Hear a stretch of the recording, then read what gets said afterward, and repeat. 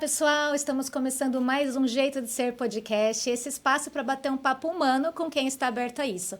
O meu convidado de hoje é o professor Arnaldo Vieira, foi meu professor e de muita gente, e hoje ele vai falar para a gente sobre a vida dele, o jeito de ser e também sobre a sua recente luta contra um câncer. Arnaldo, muito bom estar com você aqui. Você imagina a minha alegria, né, de ter você aqui por esse bate-papo. Lígia, vou tentar descrever em algumas palavras a minha alegria de estar aqui com você. Para justamente a gente falar de várias coisas, mas a minha felicidade imensa, imensa, de quando eu vejo ex-alunos meus, trilhando um caminho maravilhoso. E você... Vou ficar puxando o saco mesmo, vou ficar confitando aqui, biscoitando. Realmente, eu tenho um orgulho imenso de falar que eu fui teu professor. Nossa, obrigada. Que glória que eu tive. É recíproco, então. A gente está muito feliz com esse momento. E eu, quando assim, né, fui acompanhando principalmente essa sua batalha aí, que você acabou postando algumas coisas e tal, e eu falei, nossa, tomara que ele tope, né, falar, mas você sempre foi tão aberto, e eu acho que a gente está aqui para isso, né, para levar para as pessoas experiências, né, que todos nós vivemos, né, e que a gente tem mesmo que compartilhar da minha visão. E a gente, às vezes, não presta atenção em pequenos detalhes, que é uma coisa que eu acabei entendendo desse processo todo. Uhum. A gente tem que prestar um pouco mais atenção em alguns detalhes da vida. Uhum. E eu realmente... Puxa vida, foi uma super experiência, mas vamos conversando que você vai... Tem muita coisa para falar. Calma que a gente vai chegando lá, né? Bom, Arnaldo, começa se apresentando, né, para quem não te conhece tanto. Bom, como é que eu vou tentar explicar... Uma outra professora, uma outra professora que eu admiro muito, que é a Elmenida, ela fala assim, vamos começar ao começo. Primeiro que eu nunca imaginei na minha vida, Lídia, que eu ia ser professor. Nunca. Uhum. Não me passava pela cabeça. Quando a gente faz faculdade, a gente já tem uma ideia, principalmente de comunicação, né? Tem aquela imaginação. Eu vou para o Jornal Nacional, eu vou para o jornal impresso, vou trabalhar com rádio. Eu tinha uma ideia na faculdade de que eu iria trabalhar com assessoria ou migraria para a área técnica da televisão, uma coisa que sempre me atraiu, bastidor. Sim. Equipamento, câmera, direção, sempre tive essa área de atuação. Só que na faculdade eu acabei meio que migrando para a área teórica. Eu sempre li demais na vida. E uma outra coisa, eu sempre conseguia ler e traduzir aquilo que eu estava lendo para a pessoa que estava mais próxima. Né? Eu sou de uma família de professores. Uma família inteira. E de Rio Preto mesmo? Todo mundo aqui de Rio Preto. Minha mãe, tias, sempre ligado à educação de alguma forma. Então, eu não... Sabe quando está aquilo no teu horizonte, mas Sim. você não observa, você não consegue enxergar? Bom, na faculdade, meio que juntando tudo isso, eu devo a uma pessoa, a professora Cristiane Hengler, que é minha amiga, hoje tenho a grata satisfação de ainda a gente ter contato, é uma queridíssima, ela é professora da Unesp de, se eu não me engano, acho que é Botucatu, ela é uma menina, assim, extremamente simpática, ela, já naquela época, ela deu aula para mim de assessoria de comunicação. Tá. Ela, olha, você tem perfil para lecionar. Devia gostar de fazer as apresentações, né? Total. De travar. Um aparecido, Seminário, né? Engraçadão que quer ficar na frente falando para todo mundo. Então, ela falou, olha, você tem essa verve, estuda sobre isso. Do terceiro para o quarto ano, eu comecei a me identificar mais com a área teórica. Quarto ano, o TCC, né? O trabalho de conclusão de curso. Eu fiz sobre jornalismo, já naquela época, jornalismo digital, jornalismo online. A gente fazia em dupla, o Wendel Pasquetto, que é o repórter hoje em Goiânia. Fizemos juntos um trabalho, a gente analisou o que, na época, a gente nem imaginava que chamava, mas já eram as fake news. Eu falei, a gente fez um trabalho de análise de notícias jornalísticas que não precisavam estar ali, mas tinham ganhado repercussão na mídia como um todo. Tá. E aí, muito bem elogiado, na minha banca de TCC, a própria Cristiane vira para mim e fala assim, olha, você está formado, vai, se especializa e volta, que você tem vaga garantida aqui na faculdade para lecionar. E assim eu fiz. Que legal. Eu entrei na pós-graduação em 2003, com 1 ano e meio, eu recebi o convite para entrar numa faculdade aqui de Rio Preto. Na época estava um projeto de reestruturação novo para o curso de comunicação. acabei ingressando. Então, você imagina... Você tinha feito especialização até então? Tinha feito só pós. Pós Lato Sensu. Lato, né? Então, naquela época ainda podia. Hoje, o MEC já restringe um pouco, ele exige que você tenha a titulação mínima de mestre. Para alguns casos específicos, você pode ter só a Lato Sensu. Eu acabei entrando nesse universo com 24 anos, eu estou diante de uma sala de aula. Eu acho que a tua turma foi uma das primeiras. Eu entrei em 2004. Eu tinha entrado como substituto, aí eu efetivei em 2004 e de lá para cá não parei mais. Eu digo assim, que eu não... o aluno pergunta assim, professor, o senhor só dá aula ou também trabalha? Essa piada é velha, a gente sabe, mas infelizmente, para mim, eu não vejo como trabalho. Docência, ensino superior para mim, eu posso considerar que é um vício. Para mim, é um vício. É como se fosse a minha droga. Eu estar numa sala de aula, para mim, não é uma realização pessoal. É que eu acho que é uma forma de eu deixar alguma coisa nesse plano. Se eu puder modificar a realidade de alguém, por algum instante que seja, com o mínimo que eu conheço, eu acho que eu estou transformando aquela pessoa e todo mundo ao redor. E essa coisa de ser professora, assim, acho que o legal é que fica pra vida mesmo, né? A gente lembra dos bons professores, mas acho que às vezes você não tem nem noção disso, né? Mas você olha e a pessoa fala... Eu lembro que uma vez você compartilhou que uma aluna postou uma... Foi lindo. E eu achei tão legal. Começo do ano passado. Que ela, tipo, nunca mais deve ter falado com você e do nada ela te manda um testemunho de alguma coisa que aconteceu que ela lembrou da sua aula e do impacto que teve na vida dela. Foi a Isa Mariana. Ela era cantora, né? Cantora aqui na nossa região. Rio Preto, ela foi para São Paulo. Trabalha como produtora cultural lá já faz bastante tempo. E aí, um dia, tô eu no Instagram, recebi uma mensagem. Um texto lindo, maravilhoso, dela falando do tanto que aquilo foi importante, da minha participação. Mas quem sou eu para ajudar, para fazer alguma coisa? Eu só facilitei, E eu entendo que a docência é isso. O que a gente está fazendo aqui, inclusive, é isso. É mostrar para as pessoas e facilitar o entendimento delas desse mundo que a gente vive. E foi tão lindo o que eu li dela, e aquilo me sensibilizou tamanhamente que eu até pedi para ela. Falei, Isa, posso compartilhar? Posso fazer um recortezinho de postar? Ela, claro, por favor. Nossa, mas eu queria deixar registrado tanto que você foi importante. Então, isso vale muito a pena. Não tem nada, Lígia, que pague a gente estar numa colação de grau, ou depois eu encontrar um pai e uma mãe que que passaram por dificuldades imensas, às vezes, para bancar uma faculdade, ou para esse aluno que trabalhava das 8 da manhã às 6 da tarde, pega ônibus, vai para a faculdade, chega lá, o mínimo que eu posso fazer, na minha função social, eu creio, é respeitar esse aluno e facilitar para ele o entendimento daquilo tudo que a gente está falando. Eu acho que eu tenho a obrigação de compreender esse lado, também entender que o aluno, como eu, como todos nós, é uma pessoa, é um ser humano que tem muitas dificuldades, às vezes, para estar ali naquele momento. Então, essa visão mais sensível, mais humana, sempre partiu. Eu sempre tive isso como ponto de partida. Nunca aquela relação hierárquica. Distante. Eu sou o professor, não sei o quê, eu sou detentor de um tipo de conhecimento e você está aqui para sofrer as agruras do conhecimento. Não. Para mim, isso não é docência. Sim. Para mim, isso pode ser qualquer outra coisa, arrogância. Mas docência é eu pegar na mão do cidadão e falar assim, olha, qual é a tua dificuldade hoje? Vem cá. Mas você sabe que isso que você viveu hoje tem uma relação com a teoria? Ou isso aqui a gente pode trabalhar? Vamos pegar esse exemplo. Sabe? É entender a cabeça desse aluno. Então, nessa trajetória toda minha, já vão fazer, são 19 anos. Ano que vem vou fazer 20 anos de sala de aula. Ininterruptos. Pequenas pausas, uma ou outra situação, mais o ano passado, mas que, para mim, eu sempre tentava encontrar um jeito de voltar. Tinha outras atividades durante o dia. Sim. Né? Das 8 às 5 da tarde. Aí você trabalhava. Eu trabalhava.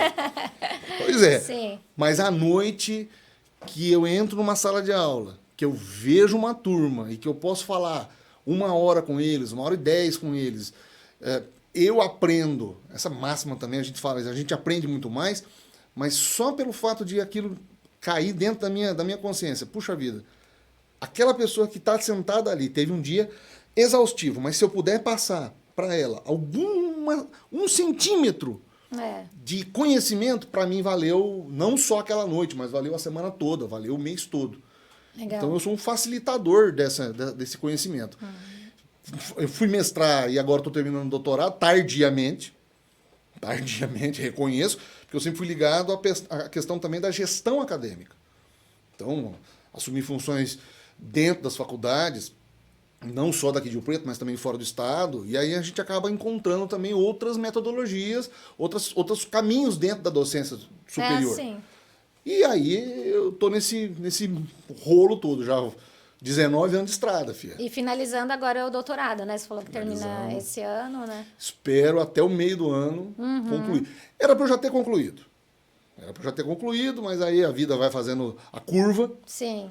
E agora eu preciso terminar, na verdade já estou bem adiantado, minha tese já falta um capítulo para eu terminar, a confecção dele, mas eu creio que vai dar tudo certo, não vai ter problema para eu ter a titulação que eu gostaria de chegar. Quando eu comecei lá atrás, na carreira acadêmica, eu falei, bom, onde é que eu posso chegar? Será que eu posso um dia mestrar? Mestrei. Posso fazer um doutoramento, ou seja, criar alguma coisa cientificamente? Posso fazer, estou terminando. Mas eu acho que de sala de aula eu não vou sair tão cedo. Vou continuar lá. Que bom. E, Arnaldo, nesse meio todo, né, dessa sua história, trabalhando de dia, trabalhando à noite e tal, como sempre foi a sua relação com a sua saúde, assim? Como que você costumava lidar? Péssima. Péssima. Negação. A gente para ter tempo para tudo, Lígia. Menos porque é importante. E isso me custou aí 7 meses. É aquilo que a gente está falando. Eu escutei muito ano passado. Que a vida é muito corrida. A vida sendo muito corrida, não deu tempo. Nunca dá tempo. Essa correria do dia a dia. Gente, a gente tem que parar com esse negócio de correria do dia a dia. Nós criamos os problemas. Nós criamos os nossos problemas. A gente cria o tempo. E aí, isso me custou literalmente, o fato do meu desleixo, ele cobrou um dia. E a gente já tinha mais ou menos... Você sempre tem uma noção de que pode acontecer uma situação que você vai precisar recorrer a médico. Mas você sempre deixa para depois. Ou você para fazer assim, eu vou cuidar do outro. Uma outra coisa, a gente acha que médico é só para emergência, ele não é para manutenção. E um terceiro ponto de vista. Pessoas mais de idade que precisam do auxílio médico. Calma lá. Então, são 3 coisas que eu vejo que estão bem erradas aí. Eu não ter tempo para cuidar, eu achar que só pessoas mais velhas é que necessitam e que eu não preciso me prevenir para nada. A gente tem uma mania de achar que é super-homem. De achar que nada vai acontecer. Então, comia muito mal, né? Exercício físico, então. Ainda mais com essa vida, né? Fica fácil de deixar isso em segundo plano, né? Isso. Eu vou comer um lanche aqui antes de começar a aula. Vou entrar para a faculdade um salgado. Vou tomar um refrigerante. Ou chegava à noite e aí comia um boi. Ia comer depois da aula, às bem vezes, depois, né? Bem depois. É uma característica minha. Quando eu vou para a sala, quando eu volto, quando eu chego em casa, eu ainda fico muito acelerado. Sim. Cabeça não para, né? Não para. Você tem uma série de coisas que você está pensando. Então eu vou demorar aí até 00:30, 1 hora para dar uma freada para conseguir entrar no eixo. E aí, nesse período, bate a fome, comia errado, me alimentava muito mal, pouco exercício, horas de sono super restritas. Você ainda acordava cedo, normalmente? Muito cedo, porque no dia seguinte já tinha que estar começando em outras atividades que eu tinha. Né? Então, isso tudo, ao passar dos anos, com o passar dos anos, ele vai dando sinais. Sim. Obesidade, principalmente no meu caso. Houve uma época, inclusive, que eu perdi cabelo, caía cabelo, estresse. a memória. E olha que, para um professor, a memória é algo essencial. Mas eu comecei a perceber nos últimos anos que a memória estava falhando. Coisas assim básicas, eu estava esquecendo. Autores ou conceitos, você dá um branco.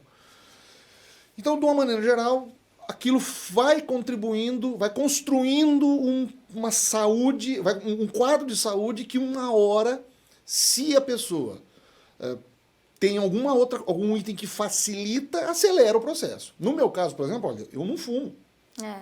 Eu tenho bronquite, eu odeio cigarro, não gosto. Beber menos ainda, sou completamente abstêmio. Eu não gosto do gosto de álcool que fica na boca, não gosto.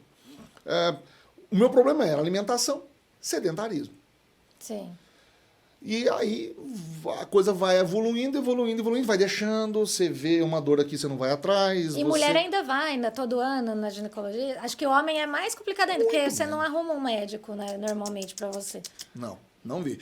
Inclusive, dentro da minha família, a gente sempre encontrou essa resistência. Os homens, tá tudo bem, tá tudo certo, não vou precisar fazer nada. Meu, bobagem. Bobagem, assim, extrema. Eu já tinha tido outros problemas. Eu me quebrei inteiro, né? Quebrei perna, luxei braço. Quando era criança, bati aqui a cabeça também. Então, eu sempre tive uma saúde mais ou menos... De tempos em tempos acontecia alguma coisa.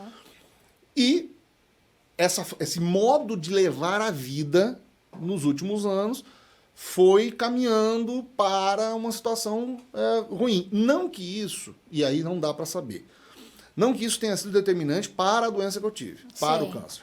Isso aí, assim, automaticamente a gente não tem como saber. Não. Tá? Porque tem gente que também leva uma vida super regrada e acaba tendo essa doença. No meu caso, muitas pessoas perguntam assim, mas o que você acha que foi? Eu não penso por isso. Eu não penso por esse aspecto. Sim. Tá? Eu não acho que eu possa ter tido um start, um gatilho. Eu acho que câncer, ele não é acionado no teu corpo por alguma situação específica. Né? Se fosse assim, a gente evitaria essa situação. Eu acho que ele tem fatores de predisposição genética, isso aí para mim está muito claro, mas está mais relacionado ao estilo de vida. Ao jeito que você conduz a tua saúde. Por muito tempo, né? Por muito tempo. Em algum momento, se houver a menor possibilidade de aquilo se desenvolver, você facilita para que aquilo se desenvolva no teu corpo. Você cria os fatores. E aí a doença se instala.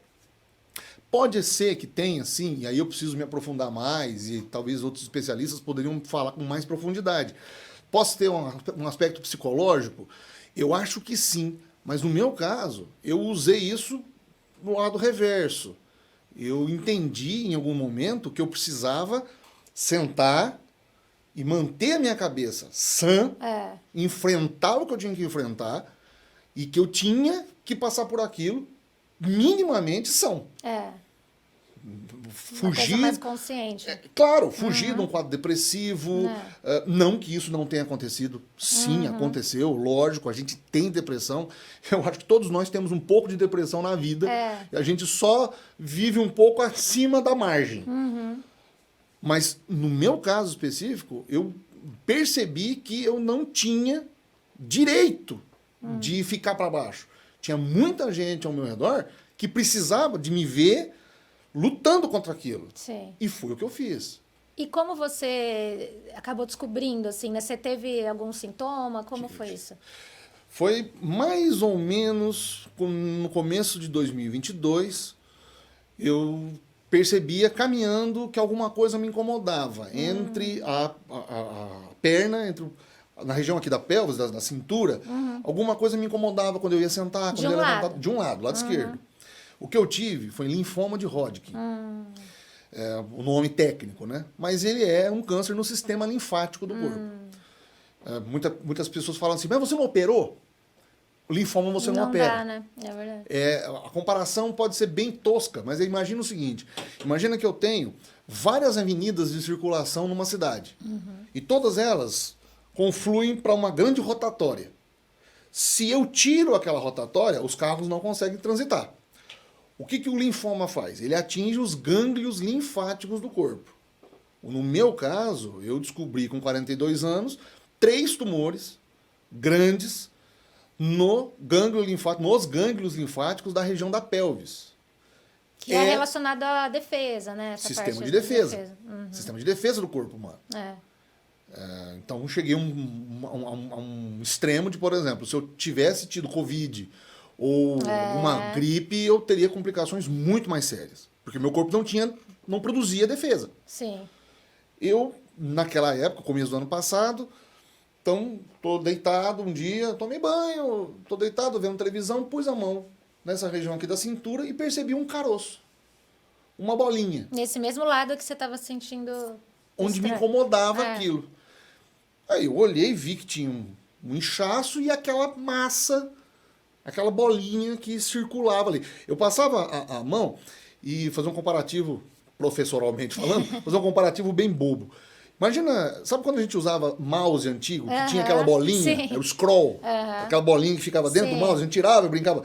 Era a mesma consistência e o mesmo formato. E eu falava aqui, mas gente, isso aqui embaixo da barriga, né? Na região aqui da virilha quase, mas por que isso aqui tá aqui, né? Ah, gordura. Tô gordo mesmo. E às vezes dá, né, até como uma íngua, né? Se você teve alguma coisa. E você pensa assim, né? Não é nada. Não é nada. Vai ficando. Aquilo me incomodava um pouco, mas esse incômodo foi aumentando. Então você não foi imediatamente atrás. Não, imagina. E a mania de achar que nunca vai acontecer nada, que não quer nada, que não quer nada, que não quer nada. Que não dá tempo, né? Que não dá tempo. A Vanessa, minha esposa, chegou pra mim um dia e falou, olha, é melhor a gente ver. Sim. Vamos dar uma olhada nisso aí, vamos marcar um médico. Naquela época eu fui no urologista. Dr. Fernando Nestor, excelente médico, inclusive. Meu médico já há alguns anos. Me consultei com ele, ele apalpou e falou, olha, não sei, não consigo te falar o que é isso aí abertamente. Vamos fazer um ultrassom? Vamos. Isso foi no começo de 2022. Eu só fui fazer esse exame, Lígia, em junho. Você pegou a guia lá e ficou. Isso é muito comum, né? A gente dá um passo, vai no médico, aí na hora que pede o exame, você demora mais 6 meses pra fazer o exame. Não vou, depois eu marco. Igual exame de sangue. Precisa fazer? Quando eu vou fazer? Eu vou fazer no dia que eu vou consultar. E assim a gente vai enrolando. É verdade. Você imagina, de fevereiro até junho do ano passado. Quando eu voltei efetivamente para fazer o exame, fiz a primeira ultrassonografia.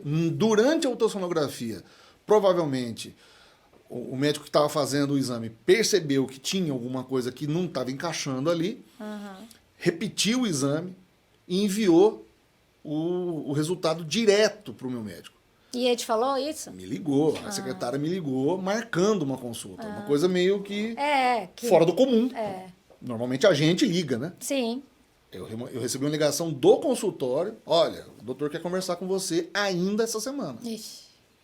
Falei, bom, então alguma coisa aconteceu. Mas você não tem a menor ideia, você não cogita a possibilidade de ser nada grave. Ele olhou, olha, ele até brinca, o nego velho, meu querido, é o seguinte, um jeitão todo, né, muito bacana de lidar com a gente, aqueles médicos antigos ainda. Olha, isso aqui tá certo, o exame aqui tá certo. Isso aqui a gente tem que ver. Estou te encaminhando para um oncologista. Putz. A hora que falou isso, aí bateu. Aí parece que você acorda da realidade, né? E você estava sozinho? Tava sozinho. Eu lembro tem um autor, eu acho que ele é eslavo, Slavoj Zizek. Ele é leste europeu, Slavoj Zizek.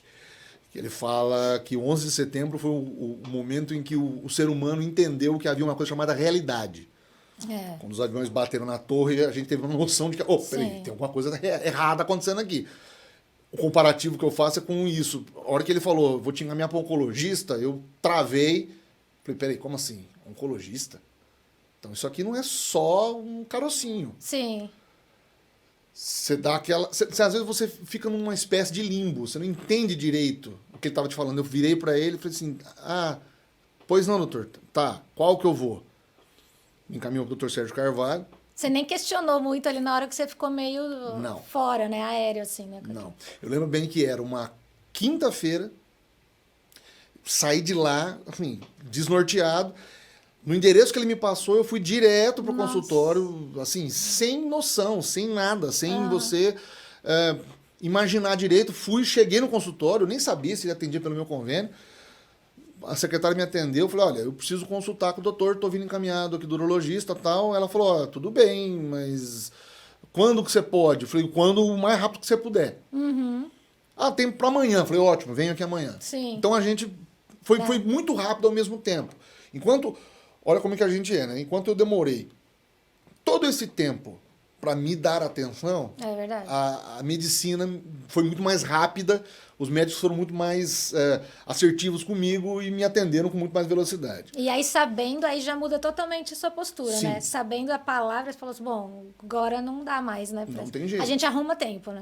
O tempo aparece. É. Assim o tempo surge. É. Esse outro médico, esse oncologista, já pediu uma série de outros exames mais detalhados, ressonância magnética, e só no final ele pediu a biópsia. E aí, quando ele pediu a biópsia, eu já estava mais ou menos já entendendo o que estava acontecendo, eu sabia que havia possibilidade de ser linfoma. Mas eu não queria acreditar. Achava que não, é lipoma.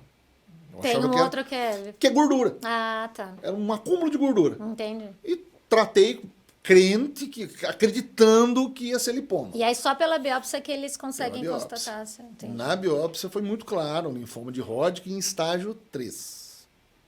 São 3 estágios? 5. 5 estágios. 5 estágios. Então o meu já estava 3 para 4. Eu já estava da metade para o fim do que era possível e aceitável para que você fizesse um tratamento. Ou seja, eu estava no estertor, nos momentos assim, se eu não tivesse ali naquele momento avançado e descoberto o que eu tinha, não iria conseguir mais recuperar o tempo, né? Aí a complicação seria muito maior, talvez eu não tivesse aqui. No dia que eu recebi o diagnóstico, eu estava sozinho, eu não estava com a Vanessa, nem com a minha mãe, nem com os familiares. Eu vou até o consultório, ele fala, olha, não tem o que fazer, realmente é linfoma, e vou te encaminhar para um outro conhecido meu, que ele é clínico. Porque esse daí faz mais cirurgia, não? O Dr. Sérgio Carvalho, ele o médico, assim, ele opera. Cirurgião oncológico, né? Oncológico. Ele, no meu caso, como linfoma você não opera, ele me encaminhou para o Dr. Carlos Eduardo Miguel, que eu devo fazer todas as honras, porque foi o cara que conseguiu, assim, criar um sistema de tratamento. Claro, foi invasivo, porque e eu optei por ser dessa forma, mas que eu segui à risca e tudo, graças a Deus, está indo muito bem e deu tudo certo. Mas a sensação, posso dizer, Lígia, não é legal. Com 42 anos, com a trajetória que eu tive profissional, com a quantidade de gente que eu conheço, com todo esse legado que eu falei agora no começo de educação, você se encontrar numa situação daquela é uma sensação de fim. Você tem uma sensação nítida de que você não vai passar por aquilo. E que tudo acabou.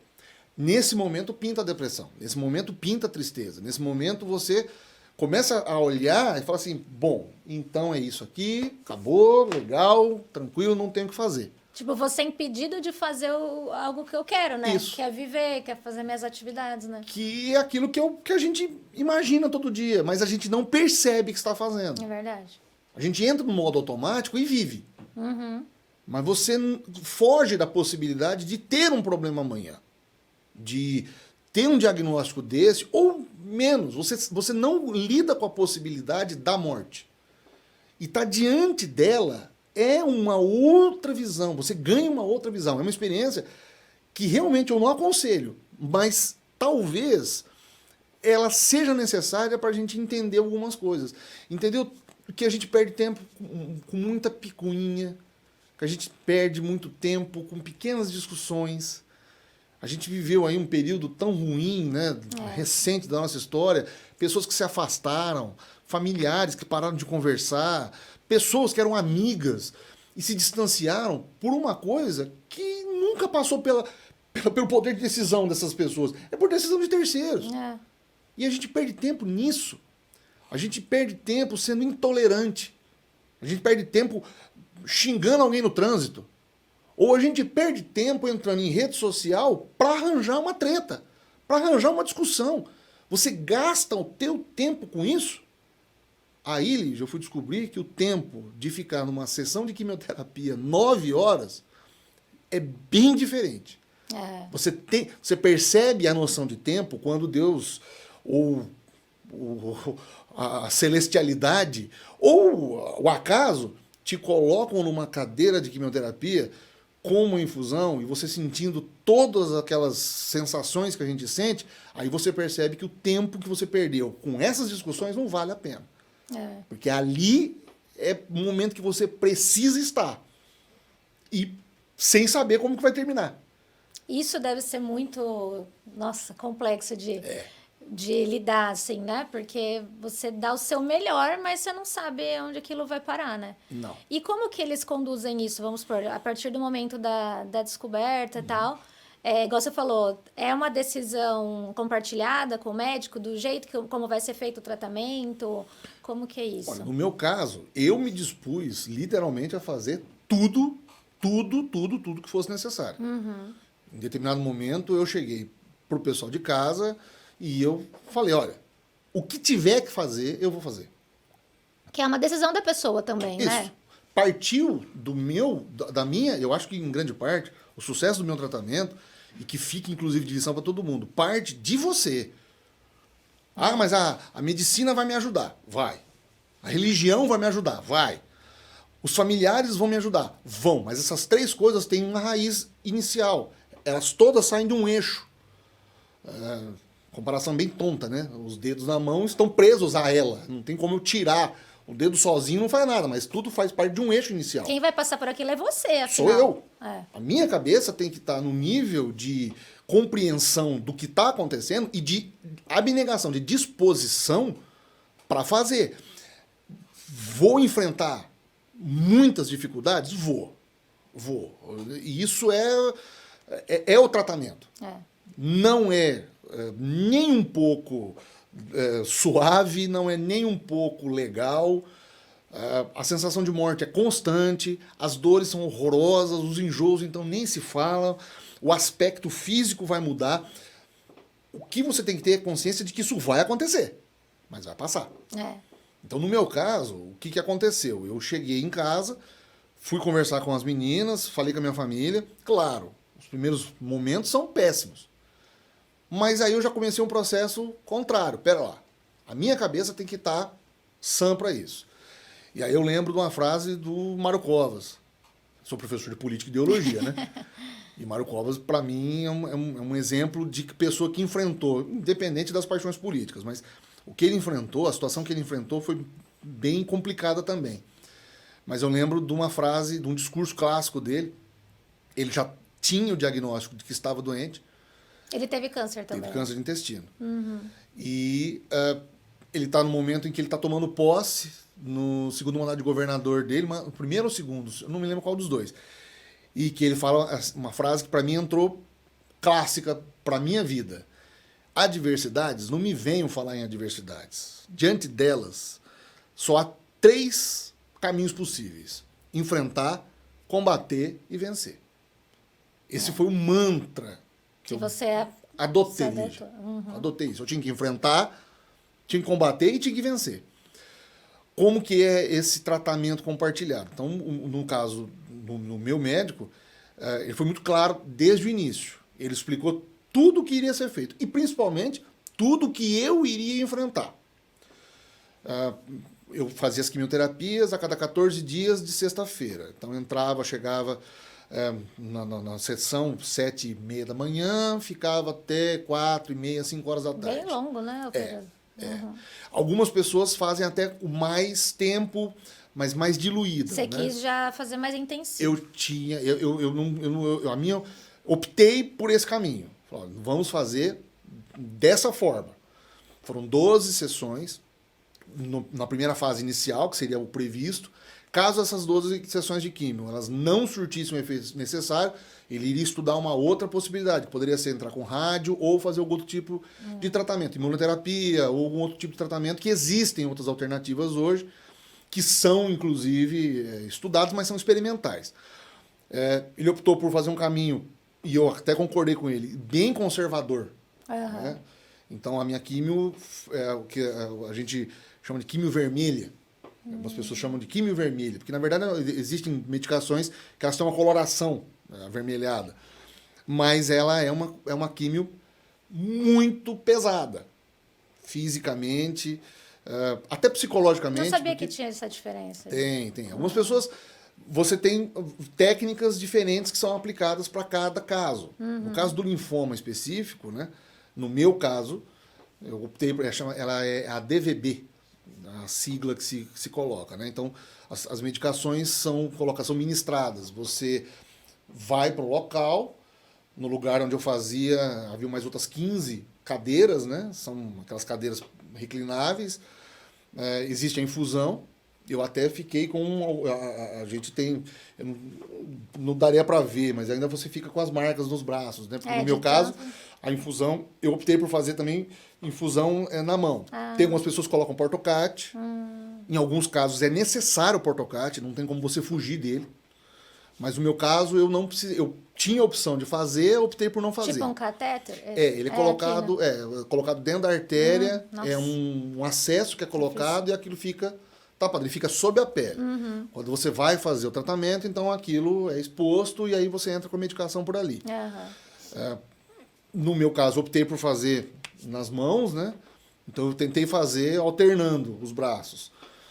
E conforme o tempo vai passando, você tem a infusão dos medicamentos, dos fármacos, em cima naquela sequência que é colocada, né? E ela tem que ser muito bem aplicada. A equipe de enfermagem que me atendeu foi excepcional. Excepcional. Legal. De todo mundo. Dos técnicos à chefia superior também, eu só tenho que elogiar. E aqui em Rio Preto mesmo? Aqui em Rio Preto. E Rio Preto, inclusive, acabou se tornando, na minha opinião, um centro muito positivo e muito bom disso. A gente tem sempre ideia, Barretos é legal, mas Rio Preto tem e não perde em nada. Rio Preto tem uma rede de atendimento muito legal, muito bacana. E, claro, que existem os encaminhamentos para Bauru, para Barretos, de acordo com a necessidade do caso. No meu caso, eu nem cogitei a possibilidade. Até porque eu fiquei pensando, puxa vida, eu tenho a possibilidade de fazer por convênio médico. Eu não vou entupir a fila do SUS. Eu não tenho lógica para isso. Sim. Eu prefiro que a minha vaga seja para uma pessoa que precisa daquilo. E muitas pessoas que eu acabei conhecendo nesse percurso não terminaram o tratamento. Porque essa é uma outra realidade. Você acaba, assim, fazendo uma certa amizade, um relacionamento ali, né? Sim, tem um grande conhecido que foi, inclusive, da faculdade também, contemporâneo, dei aula para a esposa dele, que chego eu um dia, ele está do meu lado. Nossa. E fazia uns 10 anos que a gente não se encontrava, e eu virei para ele e falei assim, cara, né? Eu não posso te falar que prazer te ver aqui, né? Mas como é que você tá aqui? Ele foi me contar. No caso dele também foi linfoma, mas no caso dele foi do gânglio superior, daqui do pescoço. E a última que eu fico muito feliz é que agora eu tô sabendo que ele também entrou em remissão. Ele tem que fazer algumas sessões de rádio, mas o caso dele tá bem mais controlado. Tá controlado, né? Então, no meu caso, foram essas sessões.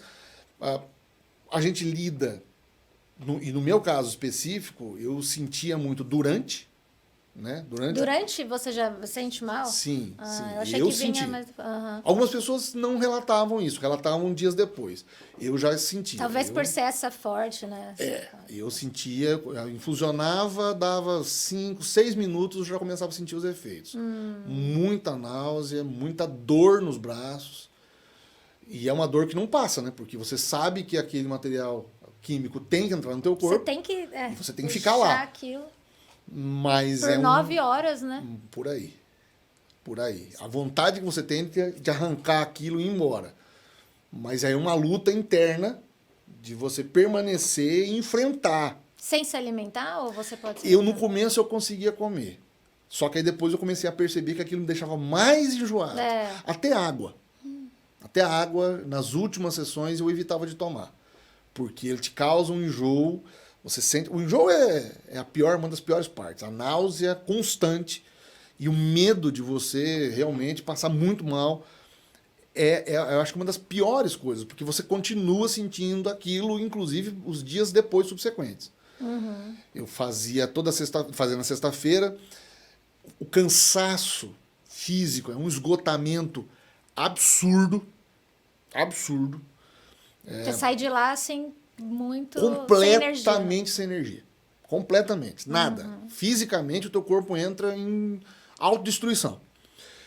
Depois eu ia para casa. Não tem acompanhante a sessão? Ficava. Fica? Eu, por teimosia, né? Eu pedia. Ia a Vanessa, que me acompanhava, a minha mãe, Dona Marise, que ficavam sempre comigo lá. Mas elas se alternavam.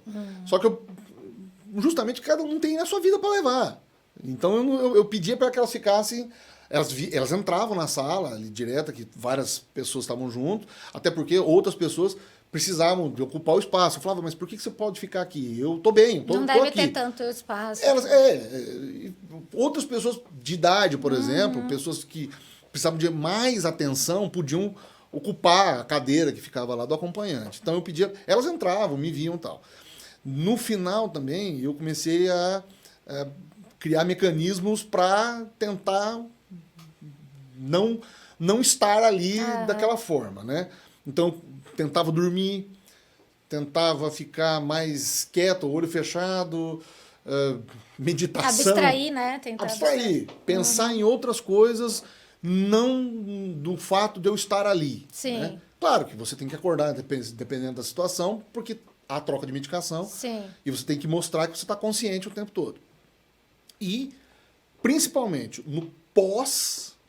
nos dias depois da químio, me cuidar assim, com extremo cuidado, para que eu não pegasse uma doença invasora, não tivesse um Covid, não tivesse um quadro gripal, que aí eu ia ter problema, porque qualquer consequência imediata, eu iria parar o tratamento.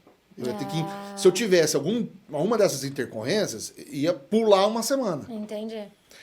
Pulando uma semana, o tratamento começava, talvez ele não iria dar o resultado esperado. Então eu tinha que me manter bem nos dias, principalmente nos dias imediatos, que sempre eu fazia de sexta-feira, sábado, domingo, segunda e terça. Esses 4 dias subsequentes, que eram terríveis, mas eu tinha que continuar trabalhando, eu tinha que continuar vivendo, eu tinha que usar máscara o tempo todo, evitar ao máximo a aglomeração, tentar fazer com que eu não tivesse algum tipo de coisa que pudesse me dar algum tipo de infecção. E mesmo assim eu tive. Idos de outubro, eu provavelmente devo ter tido H1N1. Puxa algum tipo de quadro H1N1. Mas foi numa semana entre uma químio e outra. Foi na semana que eu não precisava de ter químio Não prejudicou. Não precisei parar. Mas eu senti bem mais quando eu fui fazer a próxima quimioterapia. Você estava debilitado. Quer dizer, quando você chega em casa, não acabou, né? Não. A sessão, né? Pelo contrário, é aí que começa. Aí que começa. Aí começa. Porque aí você tem um problema na alimentação, a falta de vontade de comer, o gosto de tudo muda. Beber água, uma coisa tão simples que a gente faz tão mecanicamente, até a água te enjoa. Cheiros, cheiro de perfume, cheiro de alimento, fumaça, tudo te causa algum tipo de estranheza. As dores físicas, muita dor nas pernas, nas juntas, o meu eu senti bastante nas pernas. É aquilo que a gente estava conversando até fora aqui. É uma morte controlada. A quimioterapia é uma morte controlada. A sensação de morte mesmo.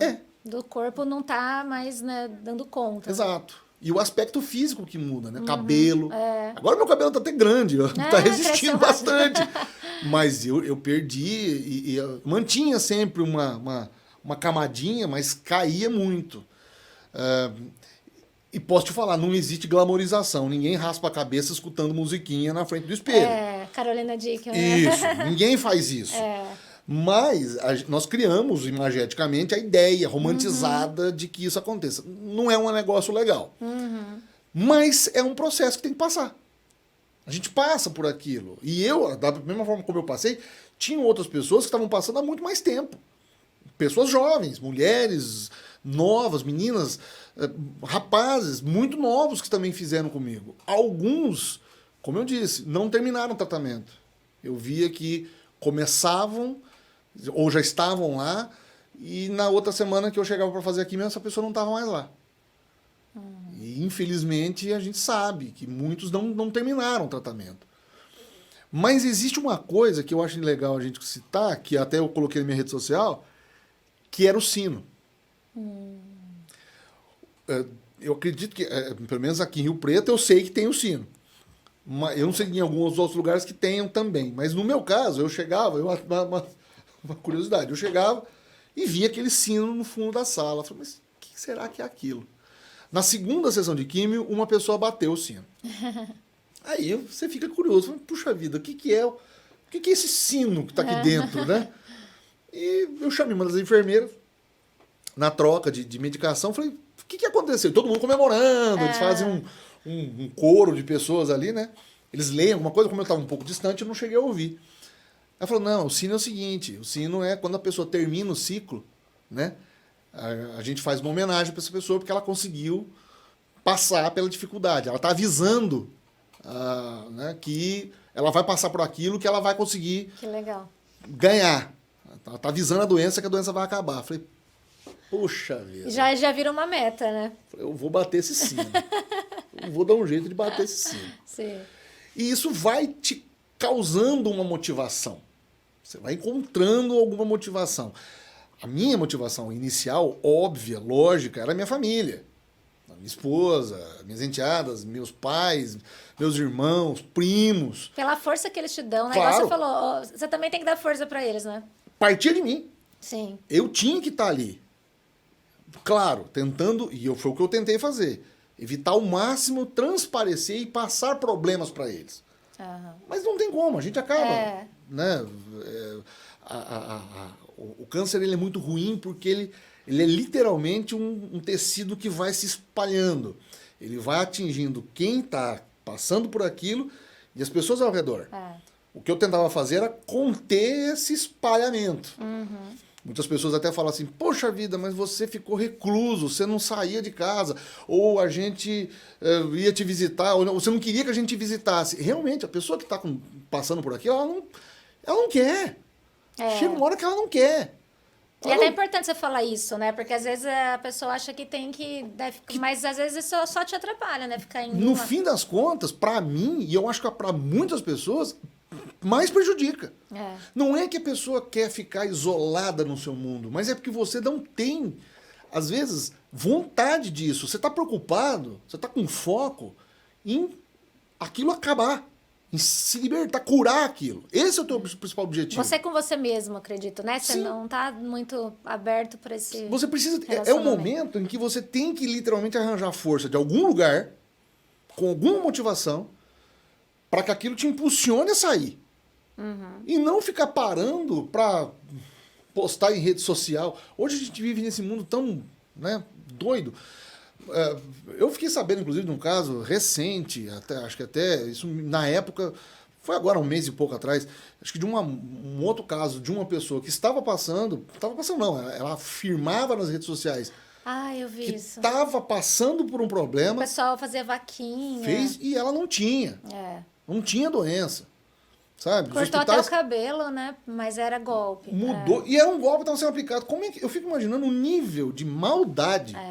Ou talvez de desespero, mas eu vou considerar como maldade, de você usar isso para manipular pessoas e pedir dinheiro. Isso chega a ser algo assim, desumano, porque você vê que as pessoas que estão ao teu redor querem te ajudar. Claro. Elas estão ali para ajudar, familiares, etc. Aí eu vou começar a me fazer vitimismo em cima disso? Não. Eu tenho que enfrentar. É o mínimo que eu posso fazer. A minha parte é essa. Então eu parti desse pressuposto. Eu vou fazer de tudo para que eu não tivesse tantos problemas extras para as pessoas que estavam ao meu redor. E o sino me ajudava. Que legal. Porque eu falava, eu vou bater esse sino.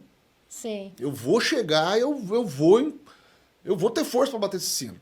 Na última quimio, dia 9 de dezembro, o sino estava lá e eu cheguei, era a última quimio. Aí até minha esposa falou, olha, hoje tem o sino, hein? Falei, opa! Mas eu vou maravilhosamente feliz ali. E é uma motivação a mais, né? Então, a última químio, eu acho que foi a que eu menos senti. Te confesso, foi a menos sentir os efeitos, porque você fica naquele estado de, né? Opa, A vamos lá. última, né? Nossa. E aí o pessoal, eles não me falaram, né? Fiquei muito amigo do pessoal da enfermagem, ninguém falou nada. Quando terminou, aí eles me chamaram, ó, antes de você ir embora, vem cá. Aí fizeram um corredorzinho ali, leram um texto, muito, muito, muito bonito. E aí oferece para bater o sino. Só que naquele dia tinha muita gente ali. Então nós estávamos em 15 fazendo. Estava lotada a sala, né? E aí eu viro para as pessoas e falo, eu espero que todos vocês façam o que eu vou fazer agora. Acreditem, todo mundo vai bater o sino aqui. E aí a gente bate o sino. Legal. Nesse momento, Lígia, é a linha de chegada. É uma das linhas de chegada. A sensação que eu tenho é que a gente está numa corrida de Fórmula 1. Você está vendo que o teu carro vai passar a linha de chegada, que tem uma arquibancada cheia de gente esperando para vibrar com você. E o carro está indo em câmera lenta e você está passando por aquela primeira bandeirada. É a sensação. É uma sensação de conquista. De que tudo que vier depois, você vai enfrentar. É um gole a mais de energia, né? Aquele momento. É uma vitória. Com certeza. Parece que é clichê, você está falando que é vitória. Não, gente, é.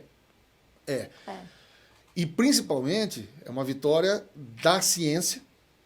Não vou nem dizer. Claro, do aspecto religioso, que eu acho importantíssimo, do aspecto social, mais ainda psicológico, mas da ciência. Da gente acreditar que hoje nós temos tratamento.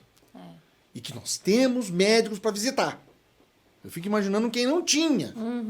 Anos 80, anos 90. Quem não tinha isso? E como que fazia? Não havia quimioterapia avançada, não tinha radioterapia avançada, ou você tinha que fazer tratamentos fora. Tinha muita gente que saía daqui de Rio Preto e ia para São Paulo para fazer tratamento. Já muda mais ainda a sua vida, né? Que aí você tem que... E a gente, hoje, com todas essas possibilidades que existem, a gente ainda deixa de ir no médico? Sabe? Para mim é contraproducente. Hoje eu sei. Posso falar por experiência. O que eu passei, eu não quero que ninguém que esteja nos assistindo, que esteja perto da gente, que passe, mas nem perto disso. Porque não é legal. Não é uma coisa bacana, é uma coisa muito ruim e é uma coisa que muda, transforma a vida de qualquer pessoa que tenha passado por isso, em vários aspectos. E, Arnaldo, nesse ponto dessa sua forma de ver, né, de ter conseguido olhar dessa maneira, de vou fazer a minha parte, né, e tal, isso você vê que foi meio imediato ou assim, tem aquilo que eles falam do luto, da negação, você passou por essas etapas, assim, no começo? No começo, nos primeiros dias, sim. Nos primeiros dias, e eu até acho que eu passei um pouco antes, quando eu ainda estava fazendo os exames, e que eu já tinha a informação de que poderia ser linfoma, eu achava que não. Você já começava a achar, não é lipoma, lipoma, linfoma. Então, as palavrinhas, as letras mudaram. E é uma mudança de letras que faz uma diferença imensa. Essa negação, a gente vive sim. Depois, você começa a ter aquela fase do porquê. Né? E aí, no meu caso, eu imaginava assim, poxa vida, mas olha quanto tempo eu estou ajudando, lecionando, modificando as realidades das pessoas. Será que eu não vou ter mais tempo para isso? Né? Será que vai acabar? Eu não vou enfrentar? Principalmente quando eu descobri que era estágio 3. Então, que eu teria que fazer uma químio bem mais pesada e que havia, claro, os números estatísticos lá de quem fazia, quem passa por um tratamento, no meu caso, dava de 63%. Era otimista, né? Bem, números reais, legais, tal, mas você continua achando que tudo vai acontecer de ruim com você. Então, o questionamento é, mas por que eu tenho que passar por isso? Que é uma outra fase. Porque eu, né? Tem um pouco disso. O porquê a gente convive com ele o tempo todo, durante o tratamento. E o porquê que eu tenho que passar por isso. Só que é nesse momento que eu falo da chave mental, da cabeça, quando ela começa a funcionar a favor. E pelo amor de Deus, isso aqui não é nem de longe algum tipo de coach, não é isso. Pelo amor de Deus, é o que eu estou dizendo assim, que a gente tem que encontrar a saída e não ficar batendo a cabeça procurando a entrada. Ou achando, falando, cadê? Não, peraí, a saída é aqui. O que eu preciso fazer para chegar ali? Como que eu faço para alcançar aquilo? O que eu tenho que fazer? Como que eu tenho que ajudar quem está ao meu redor para ir junto comigo? Essa é a filosofia. É isso que eu botei na minha cabeça. Falei, eu preciso fazer. Vai precisar fazer 9 horas de químio? Vou fazer. Olha, vai doer. Vou aguentar. Alimentação. Você precisa comer, mesmo não tendo vontade. Vou então comer. Que seja pouco, em mais horas. Você vai precisar ficar sem comer tal coisa. Beleza. Vamos junto. A medicação auxiliar que tem que acompanhar. Vamos. Eu não vou questionar. Não vou. Aquilo que você me perguntou, mas é feito compartilhado com o médico? O que ele mandava eu fazia. Uhum. Olha, precisa de tal coisa. Vamos atrás. Não vou me negar. Não vou ficar questionando, mas olha, o fulano fez e deu certo. Ou vendo 1000 outras coisas em vez de confiar no médico que você escolheu, né? Sim. Porque no Google tem muita coisa. Menina, se eu te contar, o Google ele te dá toda a solução do problema. Uhum. É a coisa mais simples do mundo. Uhum. Só que, calma lá, é o Google que vai literalmente estar com você ali? Que vai injetar a química na tua veia? Não. É o pessoal da área da enfermagem. Que tá ali, que tá encostando, tocando em você e te Que faz dizendo, aquilo todo dia. Que faz aquilo todo dia. Ele tá te falando assim, olha, vamos fazer dessa forma? Vamos tomar essa medicação? São eles que vão te dar o caminho. Você querer passar na frente desse pessoal, porque você leu, ou porque sempre... porque o fulano que é amigo do Bertrano também teve e fez de tal jeito. Foi o caso dele. Foi o caso dele. E ele encontrou aquela forma. Mas você tem que confiar no teu médico, na tua equipe oncológica, em quem está perto de você, para fazer o que tem que ser necessário ser feito. Sim. Uma outra coisa também que eu posso até criar polêmica em relação a isso, é a tal da segunda opinião. Isso aconteceu comigo também. De pessoas chegarem para mim e dizer assim, mas olha, será que o seu médico está fazendo o correto? No meu ponto de vista, se eu optei por aquela junta médica e por aquela forma de tratamento, por que é que eu vou duvidar? Eu vou ficar questionando a metodologia que está sendo aplicada se talvez, ao final daquele processo, eu ver, quando foi combinado, vamos fazer esse tratamento. Se terminar, não der certo, aí eu vou atrás de uma outra possibilidade. Mas não vou discutir essa. Deixa eu dar um voto de confiança para essa que está acontecendo na verdade. Eu vou confiar nessa metodologia plenamente, porque foi o que foi estabelecido. Um profissional gabaritado leu os resultados, pediu os exames, leu os resultados e chegou a uma conclusão. Então existe uma trajetória, existe uma literatura internacional para isso. Aí vou eu agora porque alguém me falou que um outro cidadão fez uma outra coisa, eu vou confiar mais nesse boato do que de quem está comigo o tempo todo, é contraproducente. Você perde energia, perde tempo, né? Fica nessa indecisão. Muitas pessoas falaram assim, mas por que você não foi para São Paulo? Por que não? Porque Rio Preto tem uma estrutura, a nossa região aqui tem uma estrutura, porque nós temos um corpo médico maravilhoso, que consegue resolver os problemas. Olha, talvez se não tivesse entrado em remissão, ou se eu não tivesse sucesso na coisa, aí eu poderia mudar de opinião, mas a princípio, por que é que eu vou duvidar? Então, assim, nesse momento aparecem pessoas te dando soluções das mais incríveis. E, na verdade, não atentando para o fato de que vamos resolver isso aqui primeiro. Então, essa questão dos medos, e a gente lida com eles o tempo todo, elas acompanham. E sempre, mas será que o de lá deu certo? Por que eu... Não. Segue o teu caminho. Enfrenta o que você tem que enfrentar. Mata os teus dragões.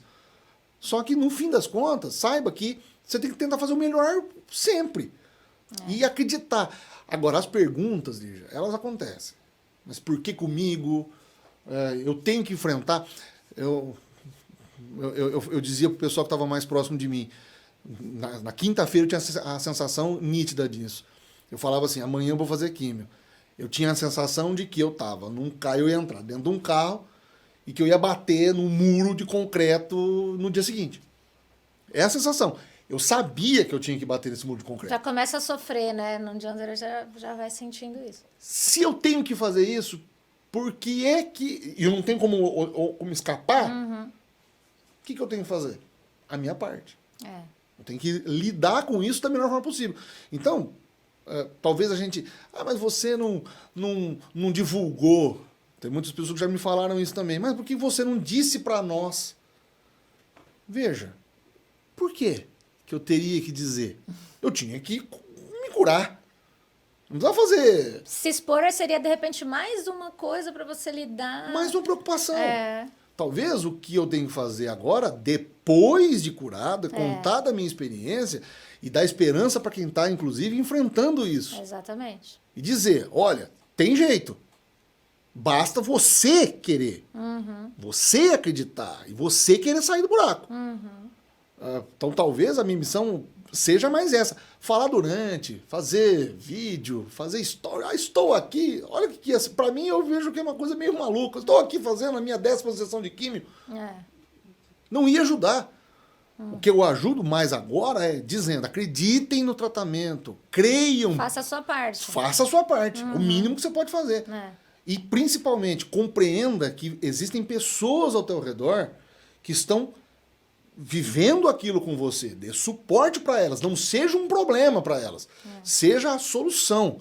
Seja a pessoa que vai ajudar e não quem vai gerar mais problemas.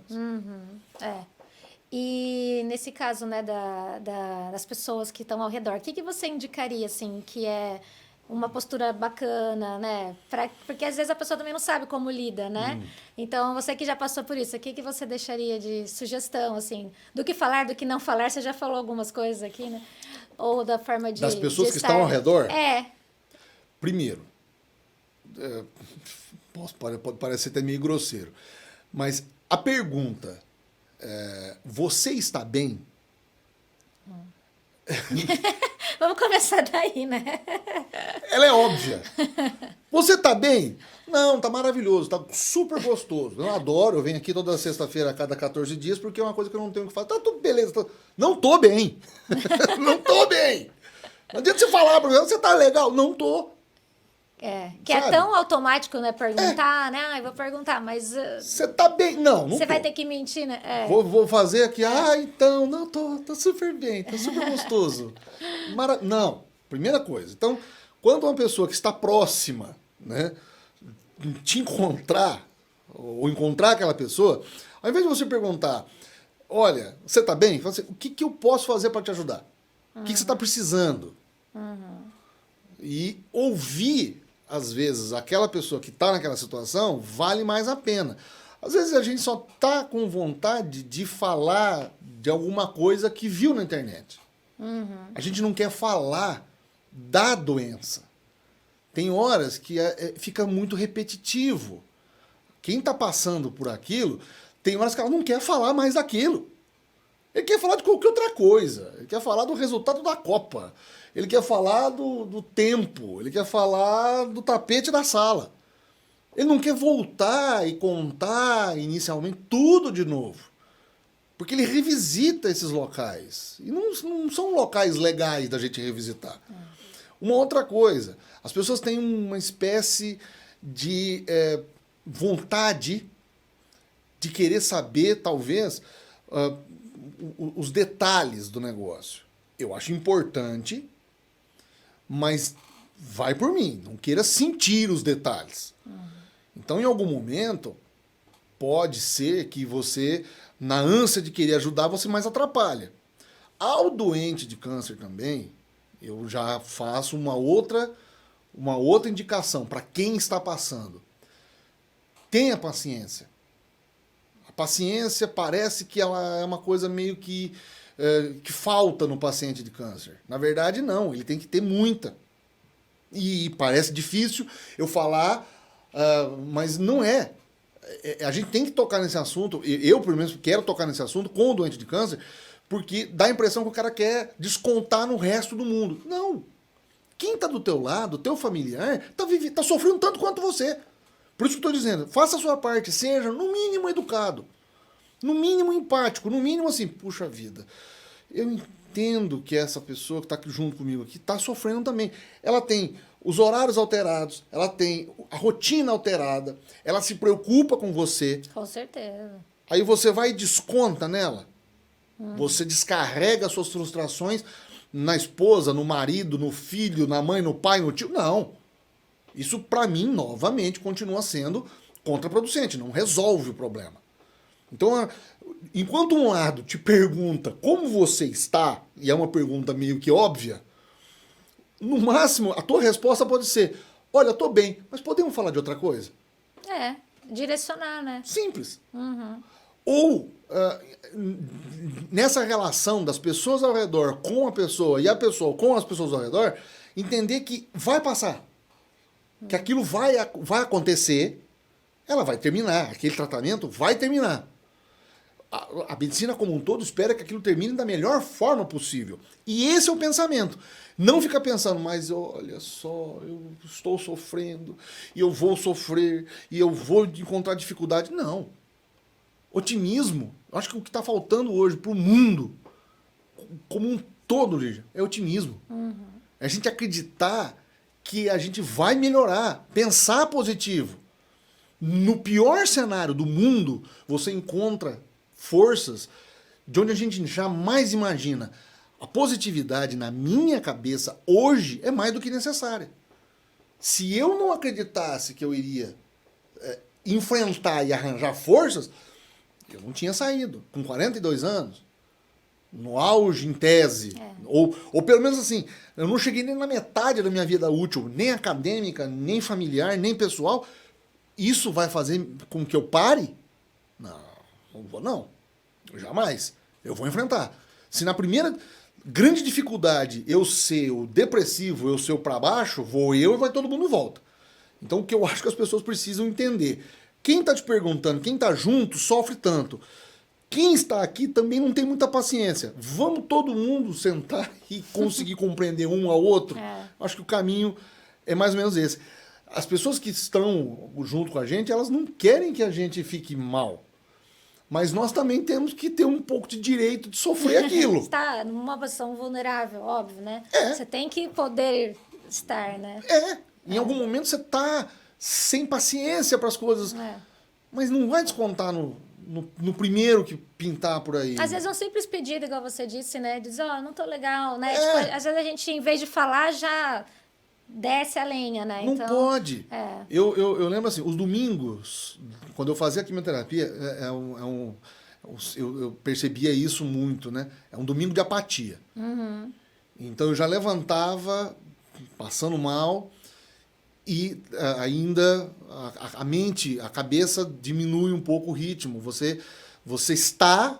Eu olhava a televisão de domingo e eu estava ali e não estava ao mesmo tempo. Eu só queria me movimentar o mínimo possível, voltar para a cama ou fazer uma atividade que eu não conseguia planejar nada, eu não conseguia pensar, processar a informação. O pessoal de casa, as meninas, entendiam e compreendiam isso e me respeitavam nesse ponto. Então me deixavam sempre quieto ali, né? Depois eu tinha também, não no domingo, porque entre uma semana e outra eu tinha que tomar uma injeção, que era uma injeção que aumentava a quantidade de leucócitos no corpo, e era uma injeção que ela tinha uma reação chata. Eu tinha mialgia no corpo todo, ou seja, as dores intensificavam mais no corpo. Então, os domingos do segundo semestre de 2022, para mim, foram muito ruins. Porque no domingo que eu não fazia quimioterapia, que eu estava nesse estado de apatia, eu tinha que tomar uma medicação que o corpo inteiro entrava em colapso. O que eu combinei com as meninas? Na verdade, não combinei. Elas entenderam. Olha, deixa ele quieto.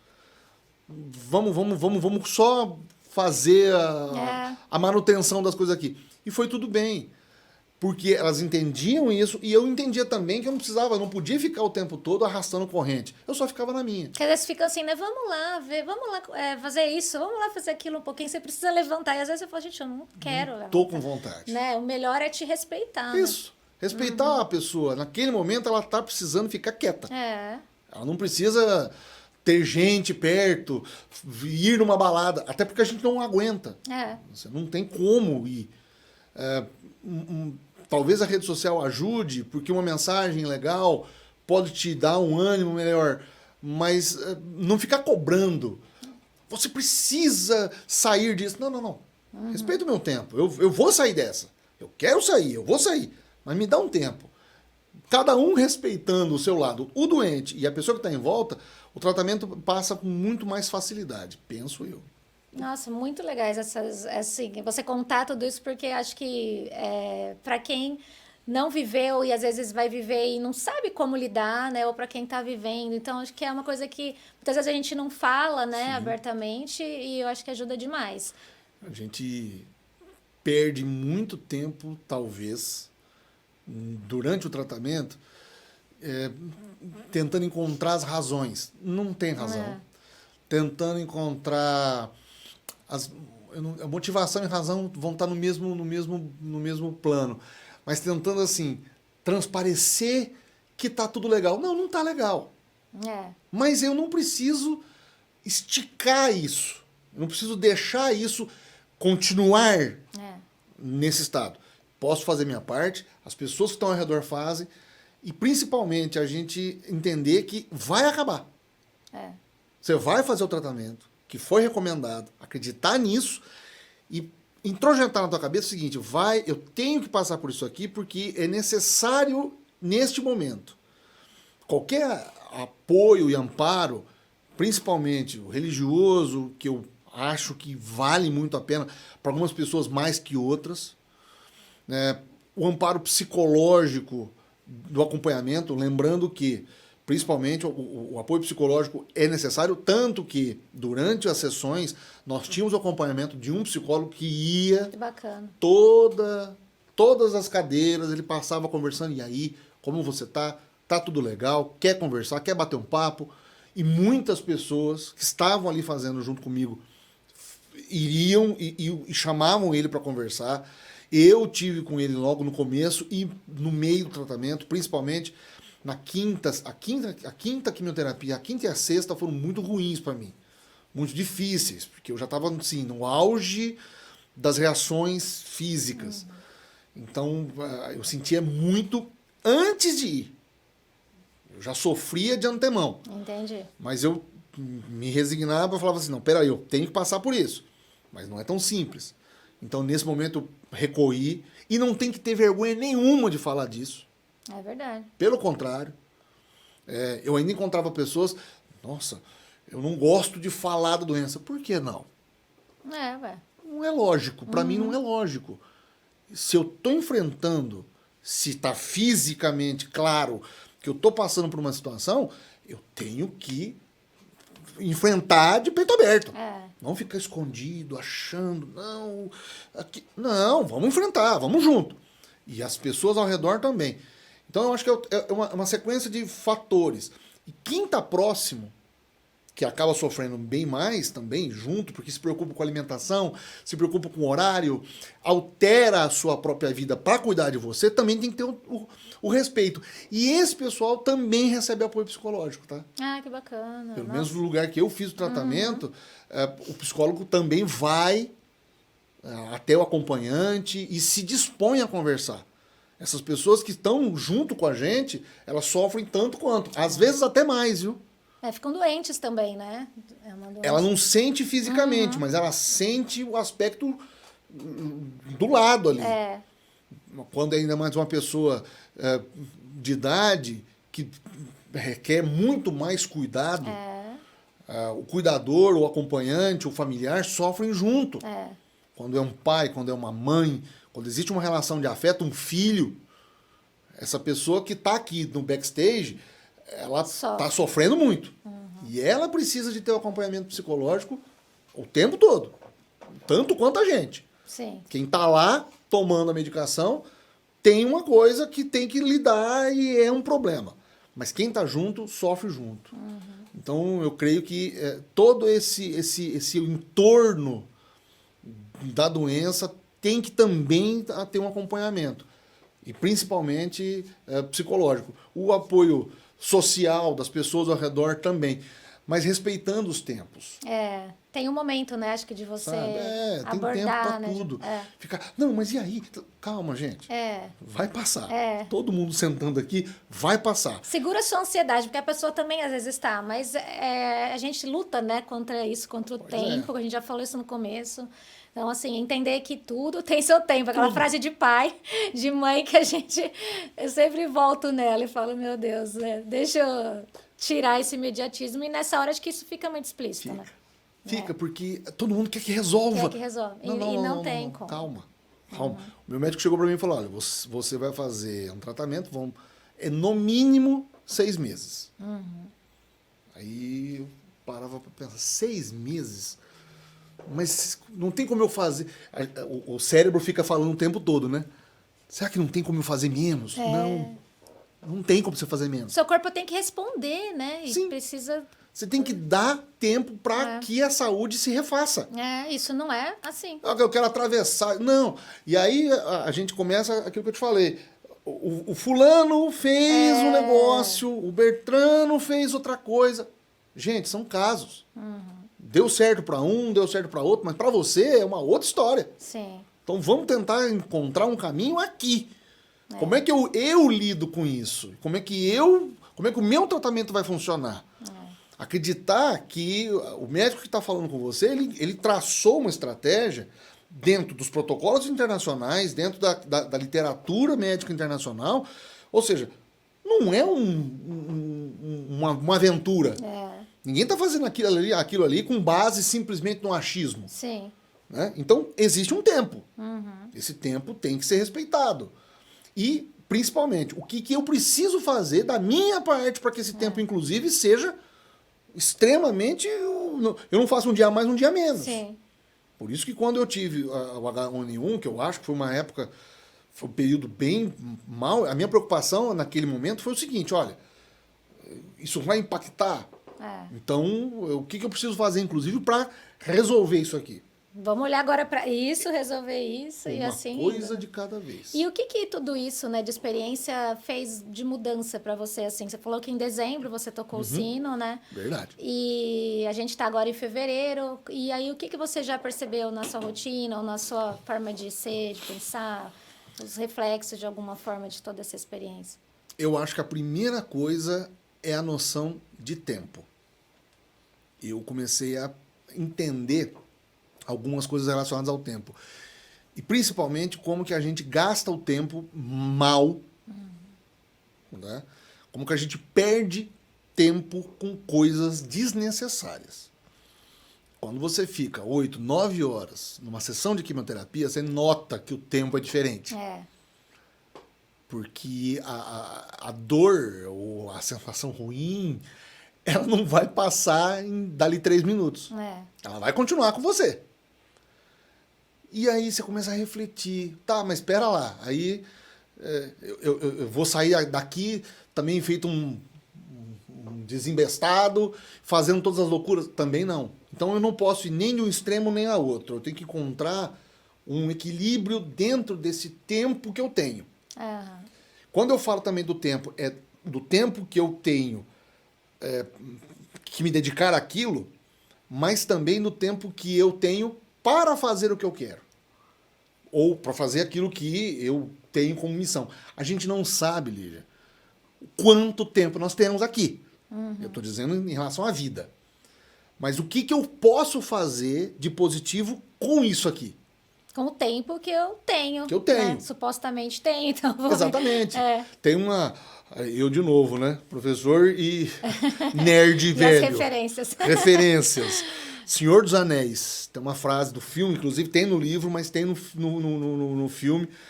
É uma conversa do Gandalf com o Frodo, né? Ele fala, tudo o que nós temos que fazer é saber como é que a gente utiliza o tempo que nós temos. O que eu preciso saber nessa vida? o que eu vou fazer de produtivo aqui dentro. E essa definição é sua, né? Só você Como pode fazer. É. O que eu posso fazer de proveitoso É. nisso aqui. Isso é uma primeira coisa. A relação com o tempo. A minha relação com o tempo hoje mudou. Então, eu deixei para trás um monte de coisa que você fica remoendo, que você fica perdendo muita energia em coisas banais. E valorizar coisas essenciais, que para mim são importantes. Sim. O tempo que eu tenho com a minha esposa, o tempo que eu preciso ter com os meus pais, e até mesmo com os meus alunos hoje. Às vezes a gente pensa assim, poxa vida, eu vou para a faculdade para fazer 1 hora de aula.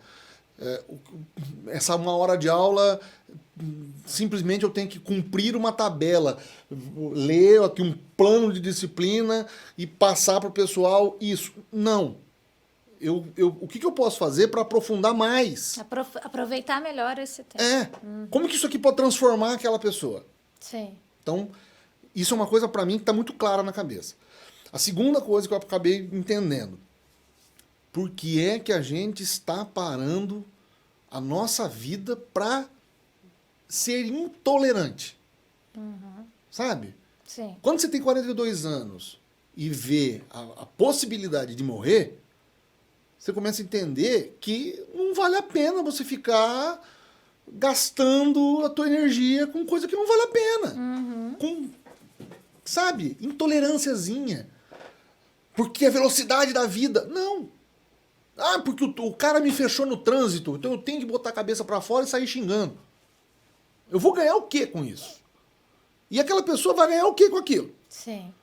Eu li uma coisa na internet que eu não gostei. Paro para arranjar uma discussão. Por que eu vou fazer isso? Se aquela pessoa está destilando ódio, é um problema dela, não é um problema meu fazer parte daquilo. Recebo uma informação ruim, compartilho com o próximo. Por que eu vou fazer isso? Claro, se é uma informação que eu sei a origem, tenho uma confiança, e eu acho que as pessoas que estão ao meu redor possam ser afetadas com aquilo, vou falar. Mas não tenho a menor ideia de onde partiu aquilo. Não é algo que realmente vai me produzir alguma coisa de boa. Por que eu vou avançar naquilo? Por que eu vou fazer parte da corrente? Então, isso também eu comecei a entender. A gente tem que ter um pouco mais de tolerância. Talvez o que está faltando também, né? É a gente tolerar. Mas as pessoas estão assim. Elas estão. Eu vou fazer parte disso? Sabe? Para mim é desnecessário. Para mim é literalmente não valer a pena. E a terceira coisa que eu acho é respeito às condições do que a gente vive hoje, respeitar o outro. Saber que o meu problema foi grave. Eu passei por um apuro. Mas eu não posso usar a mesma regra para aplicar para todo mundo e achar que todo mundo tem que viver o que eu vivi. Não. Isso não. Eu respeito cada um hoje da mesma forma. A pessoa que está no semáforo pedindo dinheiro e a pessoa que está hoje sendo um CEO de uma grande empresa são seres humanos. Eles continuam tendo organicamente a mesma possibilidade de possuir uma doença. A doença ela pode ser igual para as duas pessoas. Talvez o poder aquisitivo de um e de outro vai facilitar com que isso aconteça. Mas a gente continua sendo organismos. Nós continuamos sendo seres humanos. Essa pessoa tem que ter acesso ao tratamento tanto quanto essa tem. Se a gente literalmente achar que tem diferenciações, até nisso a gente chegou no estágio da humanidade que a gente não deveria estar aqui. A natureza cobra isso, e tem cobrado. Então talvez essa terceira lição que eu posso entender, né? Um todo olhar mundo mais igual. humano, né? Um olhar mais humano a gente acaba adquirindo. Todo mundo é organismo. Eu continuo sendo orgânico e continuo sendo falível. Exato. Isso pode acontecer. Se aconteceu comigo, que achava que nunca ia acontecer, como é que não vai acontecer com a pessoa que está do meu lado? Exatamente. Então todo mundo tem que se cuidar, de algum jeito. E respeitar, principalmente, como aquela pessoa é. O jeito de ser daquela pessoa. Exatamente. Respeito. Acho que é a principal palavra que eu consigo lembrar disso tudo. E é legal porque você trouxe o nome do podcast por conta disso mesmo. Acho que o respeito é o principal valor aqui para esse nosso bate-papo e os outros que eu já tive, porque são pessoas, cada uma com a sua história, com o seu jeito de ser, jeito de pensar, né? Então, De acho que é facetas da vida, como que elas Exatamente. chegaram até aqui. Exato. Cada uma na sua Sabe? Cada um trilha. teve um jeito de levar a vida. Exato. Nós somos o construto daquilo que a gente fez até agora. Não quer dizer em nada que a gente terminou. Pelo contrário. A gente não sabe Sim. o que é que vem. Então, enquanto eu não sei o que vem, como que eu posso fazer para fazer bem Sim. o que eu ainda Que não me sei? cabe. Exatamente. É uma coisa meio maluca, uma filosofia meio astral. Se eu não sei o meu tempo, então eu vou fazer o melhor sempre. Não é melhor. Exatamente. É isso mesmo. É o que eu basicamente entendi disso tudo que eu passei. Que legal, Arnaldo. Muito rico tudo isso que você falou. Imagina. Muito rico. Imagina. Pura filosofia e realidade. Portela. Carnal, tô chegando aí, hein? Tá chegando, hein? Ó. Eu não duvido.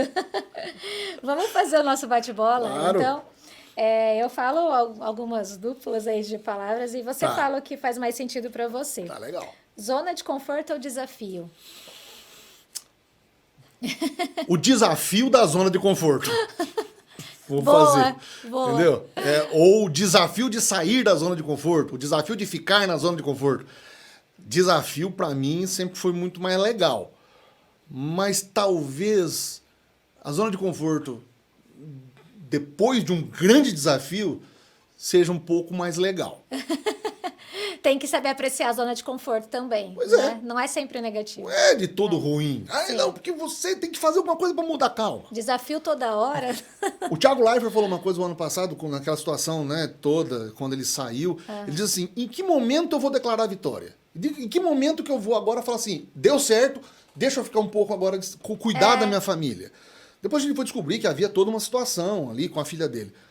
O que eu pergunto é, tá, em que momento você vai falar assim, ufa, deixa eu agora descansar um pouquinho e ver o tempo. É verdade. Eu acho que a gente precisa pensar um pouco mais nesse também, nesse viés. É outro aprendizado, muito legal. Estudar ou ensinar? Ensinar. Eu prefiro mais ensinar. Mas se eu não estudar, eu não consigo ensinar. Então, no meu ponto de vista, eu acho que a gente tem que fazer as duas coisas. Mas, pra mim, ensinar é muito melhor. Aquela performance que a gente vê, né? Que eu sempre achei legal na sua aula, porque você não se preocupava apenas com o que você falava, mas o como. É. Porque isso é tão importante quanto o quê. Né? Se você sentar e ficar falando... Agora, você fazia aquela performance, né? Então, isso também trazia a gente, né? Por isso que a Mas gente... o estudo tá por trás. Claro, eu preciso ser um tradutor. Eu preciso ser um facilitador daquilo.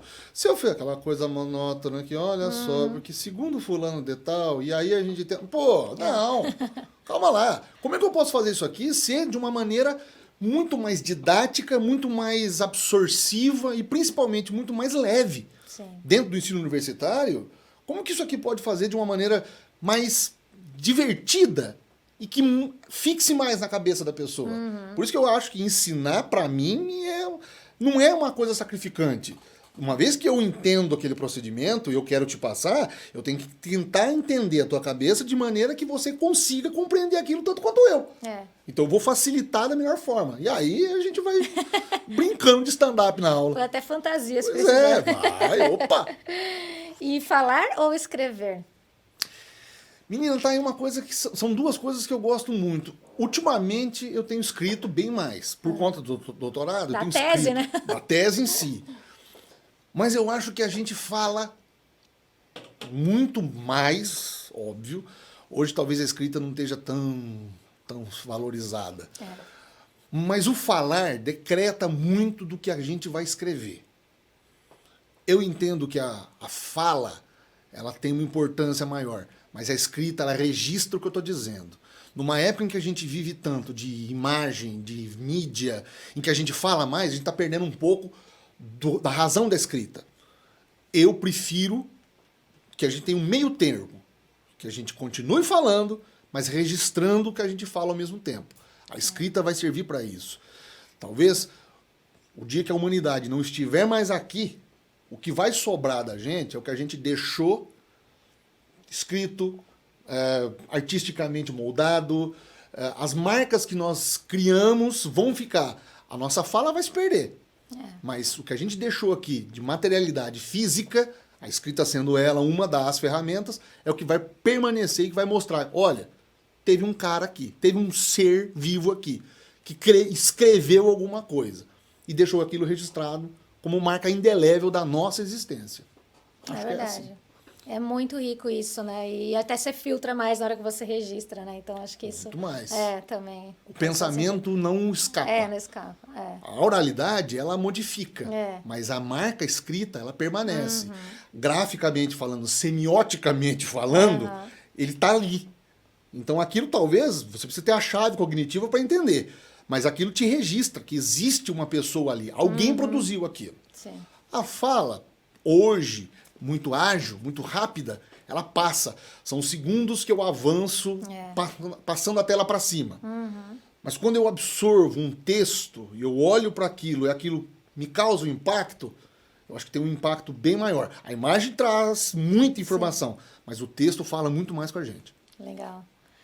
Bom, Arnaldo, infelizmente acabou o nosso tempo, mas assim, eu podia ficar aqui conversando com você sobre tudo isso. Eu espero que a gente continue Por outros favor. momentos. Por favor. E eu quero agradecer muito, porque você teve essa abertura, né, de trazer a sua experiência de uma forma didática ainda por cima, né, porque você não consegue ser diferente.